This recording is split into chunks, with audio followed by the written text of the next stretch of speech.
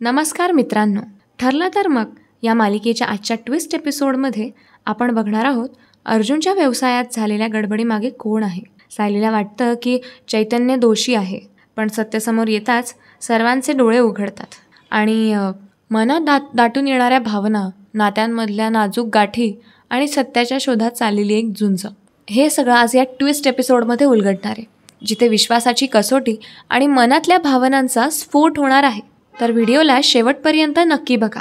चला तर मग सुरू करूया आजचा सस्पेन्सने आणि भावनिकतेने भरलेला भाग. तर मित्रांनो, होतं असं की देशमुखांच्या घरात आता सगळेजण आपापल्या ठिकाणी असतात, म्हणजे आपापल्या रूममध्ये असतात.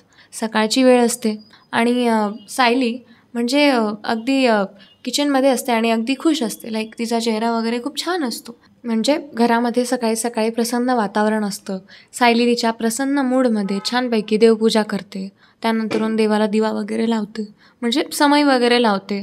आणि तितक्यात तिथे कल्पना येते आणि कल्पना देवघरासमोर नमस्कार करते. हळूहळू पूर्ण आजी तिथे येतात आणि सगळेजण आता देवाला नमस्कार करतात आणि आपापल्या कामाला म्हणजे लागतात. पूर्ण आजी हॉलमध्ये येऊन बसतात आणि कल्पना आणि सायली तिथे देवघराजवळच असतात. तेव्हा आता सायली हसतच कल्पनाला म्हणते की आई, मला वाटतं की आज आपण बाबांना सरप्राईज द्यावं. तेव्हा आता कल्पना म्हणते, अगं म्हणजे ऑलरेडी तर प्रोग्राम आहे ना. तेव्हा आता सायली म्हणते की अहो, त्यांच्या रिटायरमेंट डेसाठी आपण घरी काहीतरी करूच शकतो ना, बाहेर नको, आपण घरीसुद्धा काहीतरी साजरा करायला हवं, मला असं वाटतंय. कल्पना म्हणते, म्हणजे नक्की तरी काय तुला म्हणायचं आहे. तेव्हा आता यावर सायली सांगू लागते की त्यांच्या रिटायरमेंट डेसाठी ना आपण घरीसुद्धा तेवढ्याच तातडीने आणि तेवढ्याच उत्साहाने तयारी करूयात. म्हणजे छानपैकी मस्त घर सगळं डेकोरेशन करूयात सगळ्या घरामध्ये. त्यानंतरून बाबांना सरप्राईज देऊयात, म्हणजे बाबा शॉक होतील. अहो आई, रिटायरमेंट डे फक्त बाहेर ऑफिशियल ठिकाणीच साजरा व्हावा असं कोणी म्हटलेलं आहे, आपण घरीसुद्धा साजरा करूया. तेव्हा आता सायलीचं म्हणणं ऐकून पूर्णाजी तिचं तोंडभर कौतुक करत आणि अस्मितालासुद्धा सायलीचं म्हणणं पटलेलं असतं. तेवढ्यात आता अर्जुन म्हणतो की अरे वा, काय फर्स्ट क्लास आयडिया दिली आहे, बघितलंस ना पूर्णाजी, माझी बायको किती हुशार आहे ते. तेव्हा आता पूर्णाजी म्हणतात की हो, तुझी बायको हुशार आहे हे आम्हाला आधीपासूनच माहिती होतं, पण आमच्या डोळ्यांवर पडदे होते ना, आता ते दूर झाले आहेत ना, तर आम्हाला कळलं आहे.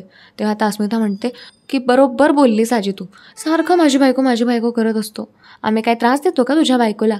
तेव्हा आता अर्जुन पुढे काही बोलेल इतक्यात सायली म्हणते की अहो, मी काय म्हणते, आपण ना अख्खं घर डेकोर करून टाकूयात, म्हणजे प्रश्नच सुटतील, किती मजा येईल ना आणि बाबांना किती आनंद होईल. तेव्हा अर्जुन म्हणतो की खरे. तितक्यात आता कल्पना सायलीला म्हणते, सायली, तू आल्यापासून तू खरंच या घरामध्ये एक जीव आणलेला आहेस. आपलं घर असंच कायम राहू देत, कायम मी असंच देवाला मागत असते. तेव्हा आता पूर्ण आजीसुद्धा म्हणतात, अगदी बरोबर बोललीस कल्पना, अगं ती घरात आल्यापासून सगळ्यांना जोडून ठेवलेलं आहे तिने. आणि तिचा पायगुण म्हणावं किंवा तिचं मोठं मन किंवा तिचं काही म्हणजे गुड नेचर किंवा असे काही असे ना, तिच्यातल्या सगळ्या गोष्टी इतक्या परफेक्ट आहेत आणि इतक्या शुभ आहेत ना आपल्यासाठी, की आपल्याला ते कळायला खूप वेळ लागला. म्हणजे बघ ना, सायली या घरात आली, या घरात तिने सगळ्यांना आपलंसं केलं. त्यानंतरून म्हणजे असे बरेच प्रसंग आले जिथे तिला खूप खस्ता खाव्या लागल्या, पण ती न हारता, न कोणाला जुमानता आपली बाजू तिने खरी सिद्ध केली. तेही प्रत्येक वेळेस शाब्दिक भांडणातून नाही, तर आपल्या कृतीतून. माझी नातसून म्हणून मला सायलीचा खूप अभिमान वाटतो. म्हणजे बघ ना, माझी हरवलेली प्रतिमा सायली आल्यानंतरून मला परत मिळाली. एवढंच नव्हे तर माझी अबोल प्रतिमा तिने बोलती करून मला दिली. अगं, तिने असा जीव लावला की जसं काही ती तिची आईच आहे. तेव्हा कल्पना म्हणते की खरं आहे पूर्ण आई तुमचं. तेव्हा आता सायली काही न बोलता तशीच उभी असते आणि सायलीच्या डोळ्यात आनंदाश्रू येत असतात. म्हणजे घरच्यांचं आपल्यावरचं प्रेम बघून ती जराशी भारावते आणि तिला त्याच गोष्टीचं खूप कौतुक वाटत असतं. तेव्हा आता अर्जुन म्हणतो, हो, ही गोष्ट खरी आहे. आता तो अर्जुन सायलीकडे बघत म्हणतो की आता सगळं नीट होणार आहे, हां, पण फक्त एक निर्णय घ्यायचा आहे बाकी अजून. तेव्हा आता सायली म्हणते, काय, कसला निर्णय. तेव्हा सगळेच अर्जुनला विचारू लागतात की कसला निर्णय. तेवढ्यात आता अर्जुन म्हणतो की एवढं तसं महत्त्वाचं काही नव्हतं, म्हणजे तिथे विनोद होतो. तो म्हणतो, नाही म्हणजे घरच्या बाबतीतलं नव्हतं ते, माझ्या ऑफिसच्या बाबतीतलं होतं. तर मी म्हणजे निर्णय असा आहे की चैतन्याला ऑफिसमध्ये पार्टनर बनवायचं ठरवलं आहे मी, कारण तो माझा विश्वासार्ह माणूस आहे. म्हणजे लहानपणापासून आम्ही सोबत वाढलो आहे. तो अगदी सावलीप्रमाणे माझी मैत्री जपतो आणि मला असाच विश्वासार्ह माणूस माझ्या ऑफिसमध्ये हवा आहे. तेव्हा पण दोघंही अर्जुनच्या बोलण्याचं समर्थन करत म्हणतात की बरोबर आहे अर्जुन, तुझं खरं आहे, तू त्याला बनवणं खरंच योग्य राहील. कशाला उगाच बाहेरच्यांना संधी द्यायची आणि परत आपली गोपनीयता संकटात टाकायची. बरोबर निर्णय आहे तुझा. चैतन्य अगदी मनमिळाऊ आहे, अगदी समजूतदार आहे. तू तुझ्या चांगल्या आणि वाईट काळामध्ये कायम तुझ्या सोबतीने उभा राहिलेला आहे आणि तुझा हा निर्णय घरात सगळ्यांनाही आवडेल, अगदी तुझ्या बाबांनाही, असं कल्पना अर्जुनला सांगत असते. तर आता अर्जुन घरच्यांनी सांगितल्याप्रमाणे आणि घरच्यांच्या मताला म्हणजे मान देत आता चैतन्याला ऑफिसमध्ये पार्टनरशिप देऊन टाकतो. आणि आता सगळं कसं व्यवस्थित सुरू होतं. म्हणजे हळूहळू आता चैतन्यने ऑफिसची पार्टनरशिप ॲक्सेप्ट केलेली असते आणि आता हळूहळू गाड्या रुळावर येऊ लागलेल्या असतात. म्हणजे थोडक्यात सगळं काही व्यवस्थित चाललेलं असतं. चैतन्य आणि राहुल एकाच ऑफिसमध्ये आता पार्टनर्स म्हणून काम करू लागलेले असतात. तर आता एका दिवशी काय होतं की चैतन्य ना काही गोष्टी तपासतो त्यांच्या ऑफिसच्या आणि त्याला एका डीलमध्ये जराशी गडबड झालेली दिसत असते.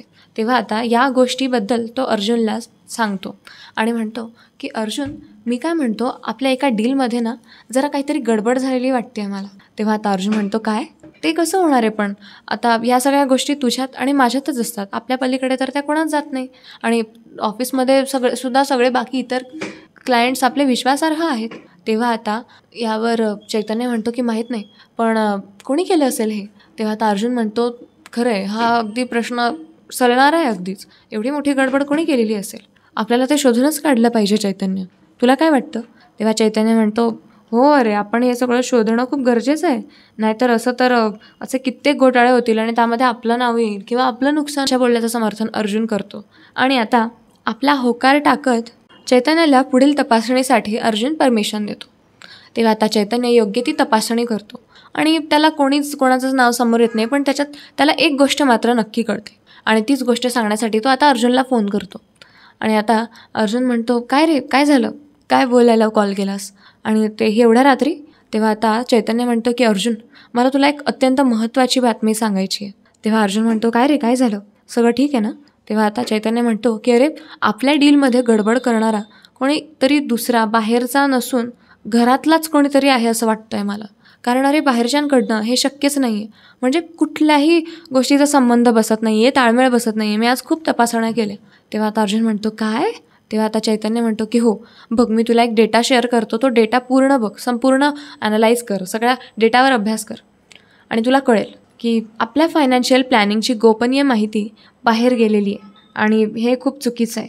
तेव्हा आता अर्जुन सांगितल्याप्रमाणे आपला लॅपटॉप ओपन करतो आणि पाठवलेल्या फाईल्स एक एक करून तपासत असतो. तो सगळा डेटा चेक करतो, क्रॉस एक्झामिन करतो आणि तो म्हणतो, अरे चैतन्य, तू तर बरोबर बोलतोयस. या सगळ्या आपल्या त्याच डील्स आहेत ज्यामध्ये आपला बाहेरच्यांशी एवढा काही संबंध आलेला नाही आहे. आणि म्हणजे या सगळ्या यामध्ये आपण विशेष गोपनीयता जपून ठेवलेली होती. अगदी घरच्यांनाही हा विषय माहीत नव्हता. तू, मी आणि क्लायंट असा हा विषय होता. मग हे एवढं कसं काय झालं असेल? आता तू तर एकटा राहतोस, माझ्या घरी कुटुंब आहे. म्हणजे थोडक्यात तुझं म्हणणं आहे की घरातूनच कोणीतरी असेल. तेव्हा चैतन्य म्हणतो, एक्झॅक्टली, मी हेच तुला सांगणार होतो, पण तुला ते आपोआप कळलं. तेव्हा अर्जुन आता गंभीर होतो आणि म्हणतो की म्हणजे घरातलाच कोणीतरी आपल्यावर कुरघोडी करू बघतंय. तेव्हा आता चैतन्य म्हणतो की हो, आपल्याला ते तपासून काढलं पाहिजे अर्जुन. कोण असेल घरकाभेदी? आपल्याला ते शोधलं पाहिजे. तेव्हा आता सायली हे सगळं ऐकत असते. आता अर्जुन आणि चैतन्य फोन ठेवून देतात. तेव्हा सायली विचारू लागते अर्जुनला की काय हो, काय झालं? सगळं ठीक आहे ना? काय म्हणाले चैतन्य भाऊजी? तेव्हा आता अर्जुन घडलेला सगळा प्रकार सायलीला सांगतो आणि सायली खूप विचारात पडलेली असते. सायली म्हणते की कोण असू शकतं? कोण करेल हे सगळं?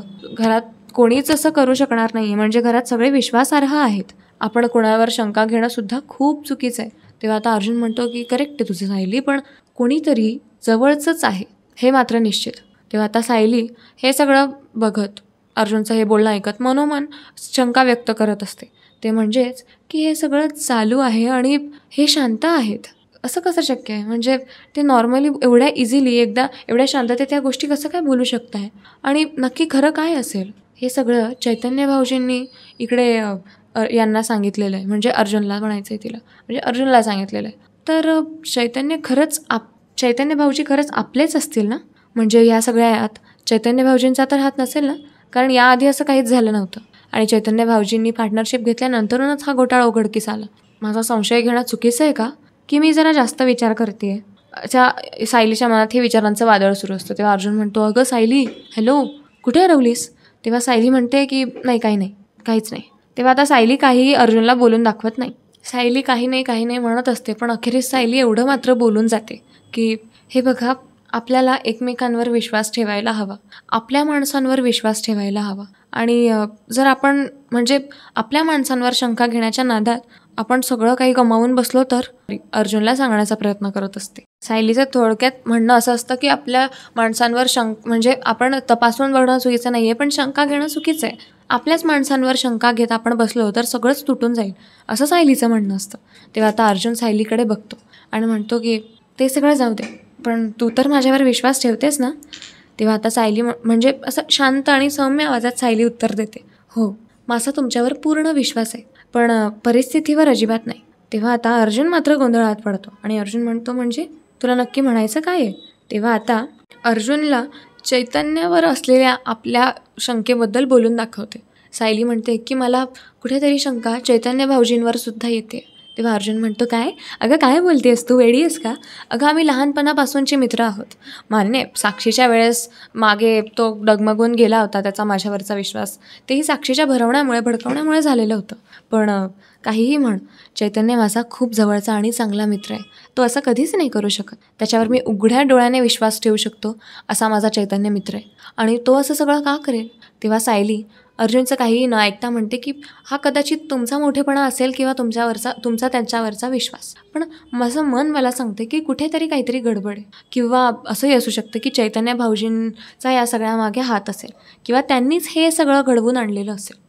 आता दिवसामागून दिवस जात असतात आणि अर्जुन सगळ्या गोष्टींचा शोध घेत असतो. तिसऱ्या दिवशी इतक्यात आता चैतन्य जेव्हा ऑफिसला डेटा वगैरे तपासत असतो, तेव्हा चैतन्य काम करत असताना त्याला बऱ्याच गोष्टी लक्षात येतात आणि इतक्यात तो आता अर्जुनला धावतच जातो आणि सांगतो. ऑफिसमध्ये असताना चैतन्य आता अर्जुनला फोन करतो. म्हणजे त्या दिवशी होतं असं की चैतन्य ऑफिसमध्ये काम करत बसलेला असतो लेट नाईटपर्यंत. म्हणजे थोडक्यात चैतन्य आता अर्जुनला फोन करून सांगतो की हॅलो अर्जुन, ऐक ना, झोपला होतास का? तेव्हा अर्जुन म्हणतो, अरे नाही रे, ही तर माझी जेवणाची वेळ आहे, काय एवढा तुला मी असा लवकर झोपणारा वाटतो का? तेव्हा आता चैतन्य म्हणतो, अरे मी तुला काहीतरी महत्त्वाचं सांगण्यासाठी फोन केला. तेव्हा अर्जुन म्हणतो, काय झालं आता? तेव्हा आता चैतन्य म्हणतो की अरे आय एम सो सॉरी, म्हणजे मी सगळं तुला हे उद्या सकाळीसुद्धा सांगू शकत होतो, पण आता सांगणं खूप गरजेचं होतं. तेव्हा आता अर्जुन म्हणतो की काय रे, काय झालं आहे नक्की? तेव्हा आता चैतन्य सांगतो की अरे जे आपला डीलमध्ये जो काही गडबड चाललेला होता, जी काही गडबड झालेली होती, आणि मी म्हणालो होतो की घरातलंच कोणीतरी आहे, तर ते घरातलं कोणीच नाही आहे. म्हणजे तेव्हा अर्जुन म्हणतो, म्हणजे घरातलं कोणी नाही आहे, मग कोण आहे? तेव्हा आता चैतन्य म्हणतो की अरे अर्जुन, आपला जे क्लायंटचं ऑफिसचं सिस्टीम आहे ना, ते हॅक झालेलं आहे, आणि त्या हॅकिंगमुळेच आपली एवढी गोपनीय माहिती बाहेरपर्यंत पोहोचली होती. म्हणजे उगाच मी तुला हे सगळं सांगितलं आणि उगाच आपण तुझ्या घरच्यांवर शंका घेतली. तू कोणाला काही बोललेलं नव्हतास ना? तेव्हा आता अर्जुन म्हणतो, नाही रे, मी तसं कोणाला बोललेलं नव्हतं, पण मी स्वतः विचारात पडलेलो होतो की कोण असू शकतं. तेव्हा आता या सगळ्यावर चैतन्य म्हणतो, अरे मला खरंच माफ कर अर्जुन, माझ्या एका चुकीमुळे तुला उगाच तुझ्या घरच्यांवर संशय घ्यावा लागला. तेव्हा आता सायली या सगळ्या परिस्थितीकडे पाहत तिला तिची चूक कळते, आणि आता सायली म्हणते की अर्जुन झालं. तेव्हा आता अर्जुन म्हणतो की अगं सिस्टीमचा प्रॉब्लेम होता, सिस्टीम हॅक झालं आहे, म्हणून एवढं सगळं बाहेर पडलेलं होतं. आपली माहिती, गोपनीय माहिती बाहेर पडत होती. आपल्या घरातलं कोणीच नाही आहे, अँड आय न्यू इट. मला माहितीच होतं, म्हणजे मला वाटलंच होतं की असं काहीतरी होणार आहे. तेव्हा आता सायली म्हणते की मी पण हाच विचार करत होते की घरातलं कोणीच नसेल, पण हो मला खूप स्वतःची लाज वाटते आता. तेव्हा अर्जुन म्हणतो, म्हणजे नक्की काय झालं, कशामुळे वाटते? तेव्हा आता सायली म्हणते की मी उगाच चैतन्य भाऊजींवर संशय घेत होते. चैतन्य भाऊजी तर किती करत होते, म्हणजे या गोष्टींचा शोध घेण्यासाठी ते एवढं रात्रभर ऑफिसमध्ये उशिरापर्यंत थांबताय, आणि एवढ्या रात्री ते फोन करून एवढी मोठी गोष्ट आपल्याला सांगताय, आणि अशा विश्वासार्ह आणि मेहनती चैतन्य भाऊजींवर मी संशय घेतला, याचं मला जरासं वाईट वाटतंय आणि मला स्वतःशीच लाज वाटते. तेव्हा आता अर्जुन सायलीची समजूत काढतो आणि तिला म्हणतो की अगं ठीक आहे, इट्स ओके, तू संशयच व्यक्त केला ना, तू काय त्याला बोलून बसलीस का? तेव्हा सायली म्हणते, हो तसं नसतं, पण तरीसुद्धा मला खूप कसं तरी वाटतंय. उगाच मी आपल्या चैतन्य भाऊजींवर संशय घेतला, तेही तर आपल्या घरातले सदस्यच आहेत ना, मी हे विसरूनच गेली होती. तेव्हा आता अर्जुन म्हणतो की ठीक आहे, तुला रिग्रेट होतं आहे का? तेव्हा सायली म्हणते हो. तेव्हा सायली म्हणते की मला असं वाटतं की मी स्वतःहून चैतन्य भाऊजींशी यावर बोलून त्यांची माफी मागावी. मी त्यांच्याबद्दल असा विचार करणंसुद्धा खूप चुकीचं होतं. तेव्हा अर्जुन म्हणतो की ठीक आहे, मी एक काम करतो, चैतन्याला उद्या आपल्या घरी बोलवून घेतो ब्रेकफास्टसाठी. काय वाटतं तुला? तेव्हा सायली म्हणते हो, मी त्यांच्या आवडीचा पदार्थ बनवेल. असं म्हणत होता अर्जुन चैतन्याला फोन करून सांगतो की चैतन्य, उद्या तो सकाळी इकडे माझ्या घरी आहे, आपण सोबतच ऑफिसला जाऊ. तेव्हा आता चैतन्य ठरल्याप्रमाणे दुसऱ्या दिवशी घरी येतो आणि सगळे ब्रेकफास्टला बसलेले असतात. तेव्हा आता सायलीने चैतन्याच्या आवडीचा पदार्थ बनवलेला असतो आणि ते चैतन्याला जेव्हा तो पदार्थ सर्व करते तेव्हा चैतन्य म्हणतो, अरे वा वहिनी, तू तर कमालच केलीस आज. म्हणजे मी येणार होतो हे माहीत होतं म्हणून तू हे बनवलंस की ऑलरेडी तुझा हे बनवण्याचा बेतच होता? तेव्हा अर्जुन म्हणतो की अरे विषय असा आहे, मी सांगतो तुला. तिला असं कुठेतरी वाटत होतं की ह्या सगळ्यामध्ये तुझा हात आहे, म्हणून तिचं मन तिला खात होतं. ती रात्रभर या गोष्टीमुळे झोपलेली नाही आहे. म्हणजे कुठेतरी तिला तिचाच पस्तावा होत होता, पश्चात्ताप होत होता आणि ती खूप रिग्रेट व्यक्त करत होती. म्हणूनच मी तिला म्हटलो की दुसऱ्या दिवशी त्याला बोलव आणि तू त्याच्याशी बोलून घे म्हणून. तेव्हा आता सायली म्हणते, हो चैतन्य भाऊजी, माझ्याकडून खूप मोठी चुकी झाली. अहो तुम्ही पण तर आपल्या घरातले सदस्य आहात आणि तुम्ही हे सगळं सांगितल्यावर मला कुठेतरी तुमच्यावरच संशय यायला लागलेला होता. तेव्हा आता चैतन्य म्हणतो, अगं सायली बहिणी, इट्स ओके, मैत्रीत विश्वास असायला हवा, शंका नाही. ठीक आहे ना, तू शंकाच घेतलीस ना, तू कुठे मला असा आरोप करत होतीस. तेव्हा आता अर्जुन म्हणतो, एक्झॅक्टली, मी हेच तिला सांगत होतो, पण तिच्या मनावरचं ओझं काही उतरतच नव्हतं. म्हणूनच माझा अट्टाहास होता की तू दुसऱ्या दिवशी यावं इथे आणि आपण सोबत मिळून ऑफिसला जाऊ. तेव्हा आता इतक्यात म्हणजे आता हे सगळं चाललेलं असताना चैतन्य, अर्जुन आणि सायली यांच्यामध्ये खूप हसी मजाक होत असतो आणि ते आता निरनिराळ्या गप्पा मारू लागतात. आणि सगळ्यात शेवटी आता सायली अर्जुनला म्हणजे एकमेकांना ते दोघं मिठी मारतात आणि आता सायली म्हणते की माझ्यासाठी तुम्हाला गमावणं म्हणजे स्वतःला गमावणं होतं. आणि चैतन्य भाऊजी, तुम्हीसुद्धा, मी आज एक घोडचूक केलेली होती, पण कुठेतरी मला त्याचा पश्चात्ताप होतो आहे. आणि तुम्हीसुद्धा मला विश्वासाची एक नवीनच परिभाषा शिकवलीत बरं का चैतन्य भाऊजी. दोघांनीही तुम्ही मला विश्वास शिकवला. तेव्हा आता अर्जुन म्हणतो की सत्य, विश्वास आणि प्रेम हाच आपल्या नात्याचा पाया आहे. आणि तू चैतन्याला भाऊजी म्हणते तरी तुमच्यामध्ये मैत्रीपूर्ण संबंध आहेत. अगं तो तुझ्या मित्रासारखाच आहे. आपल्या तिघांची मैत्री ही विशेष विलक्षण आहे. अर्जुन पुढे म्हणतो की आजपासून आपल्या नात्यात कोणतंही गुपित राहणार नाही. आपण पूर्णपणे एकमेकांवर विश्वास ठेवायचा. तेव्हा आता सायली, चैतन्य आणि अर्जुन तिघंही एका सुरात म्हणतात, होय, ठरलं तर मग. अशा प्रकारे हॅपी एंडिंग होते. आता हा ट्विस्ट एपिसोड मी मुद्दामन आज बनवला कारण सध्या फ्रेंडशिप डेचं ओकेजन आहे. आणि अशा प्रकारे तुम्हीसुद्धा तुमच्या मित्रांना टॅग करायला विसरू नका. कमेंट्समध्ये नक्की सांगा की तुमच्यासोबतसुद्धा कधी असं झालेलं आहे का की आपल्या मित्राबद्दल आपल्याला गैरसमज झालेले आहेत, पण वास्तविकता कळल्यानंतरून आपल्याला प्रचंड रिग्रेट झालेलं आहे आणि आपल्या मित्राचं सत्य कळलेलं आहे की आपला मित्र खरोखर चुकीचा नाही. तुमच्यासोबतही असं झालेलं असेल तर कमेंट्समध्ये नक्की सांगा. व्हिडिओमधला सगळ्यात जास्त कुठला पार्ट आवडला हे सुद्धा कमेंट्समध्ये सांगायला विसरू नका. कसं असतं मित्रांनो की माणसांच्या मनातली भावनांची गुंफण म्हणजे जी काही गुंतवळ असते आणि नात्यांमधला शंकेच्या धुक्यातून निघालेला सत्याचं ऊन ठरला तर मग मध्ये एका नवीन वळणावर संपलं. आणि हो, पुढचा भाग आणखीनच रंजक असणार आहे, त्यामुळे बघायला विसरू नका आणि चॅनलला सबस्क्राईब करा म्हणजे आपल्या व्हिडिओचे डेली अपडेट्स तुमच्यापर्यंत येत राहतील. व्हिडिओला लाईक करा, शेअर करा. तर मित्रांनो, भेटूया पुढच्या व्हिडिओमध्ये. धन्यवाद.